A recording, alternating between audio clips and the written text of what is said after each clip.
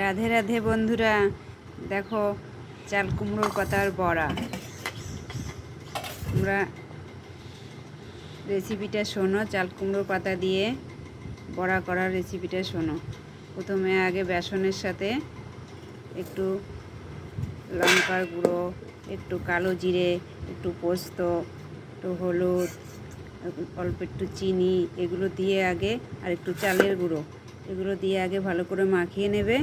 নেওয়ার পরে তারপরে চাল কুমড়োর পাতাটা ভালো করে আগে তো ধুয়ে পরিষ্কার করে রেখে দিতে হবে।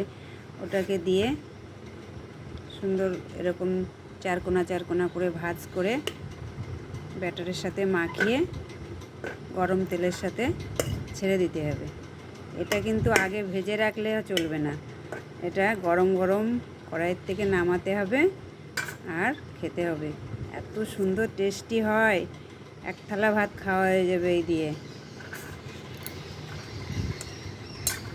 আমার তো কর্তামশাই তো পেলেই আগে এই যে শুধু শুধু খাওয়া শুরু করে দেয়। ভাতের সাথে খাওয়ার টাইম হয় না, তার আগে শুরু করে দেয়। রাধে রাধে বন্ধুরা, তোমরা একদিন বানিয়ে খেও, আর না হলে আমাদের বাড়িতে এসো, আমি বানিয়ে খাওয়াবো। নিজে হাতে চাল কুমড়ো গাছ লাগিয়েছি, অনেক বড় বড় পাতা হয়েছে, অনেক বড় গাছ হয়েছে, অনেক পাতা আছে, তোমাদেরকে বানিয়ে খাওয়াবো। খুব টেস্টি বড়া হয়।